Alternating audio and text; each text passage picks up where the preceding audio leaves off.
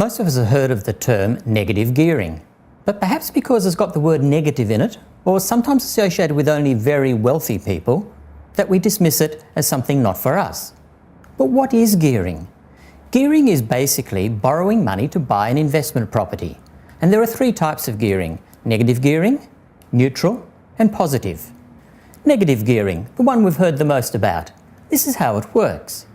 You go and buy an investment property, and the rental income for that investment property is $1,000 a month. But your outgoings, including your costs for strata levies, rates and taxes, property management fees, maintenance, etc., come to $1,200 a month.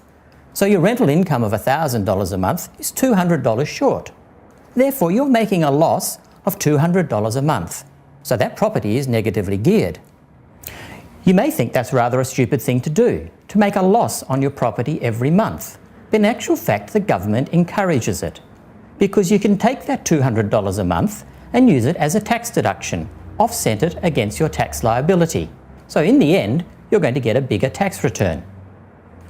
Neutrally gearing is when a property's income exactly matches that of its outgoing. You earn $1,000 a month in rent and you pay out $1,000 a month in costs. You make no money, but you make no loss. What is positively geared? A positively geared property is when you actually make more money than you spend. So you may get $1,200 in rent a month, but only pay out $1,000 in costs. You've got an income, a positive cash flow of $200 a month. The government lets you do this with negative gearing because they want to encourage people to buy investment properties. So then there are plenty of rental stock for people who have to or want to rent a property. Over time, a property can move from being negatively geared through to neutral, through to positive gearing.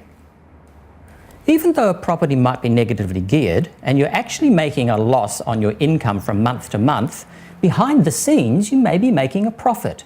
So how does this work? Well, it's called capital gains. If you buy in a good location, at a good price, at the right time of the market, a lot of ifs there, but if you get them all right, and you sit on that property for long term, it is going to increase in value. So a property bought for $250,000 today may be sold in 5 or 10 years' time for $100,000 or $200,000 more. You have made a profit, minus the loss of the negative gearing. You will have to pay capital gains tax on this profit as it is income, but in most cases, most people are far better off than before. So do you have to be rich to invest in property? No, not at all. Most people with a regular solid income and some equity in their own home can borrow to buy an investment property. But what's equity? Equity is how much of your house you actually own. Take this for example. I buy a property for $300,000. I borrow $250,000 to buy it. I own $50,000 worth of that property. If in 5 years' time that property is now worth $500,000 and I've paid off $50,000 of my loan, therefore I only owe $200,000 on my loan, I now own $300,000 worth of that property. I can use that equity, that amount that I own in my property, to borrow money to buy an investment. And of course, over time, as I increase the equity I have in my investment property, I can use that equity to borrow another property. But of course, there's always a risk. There's a risk in any investment.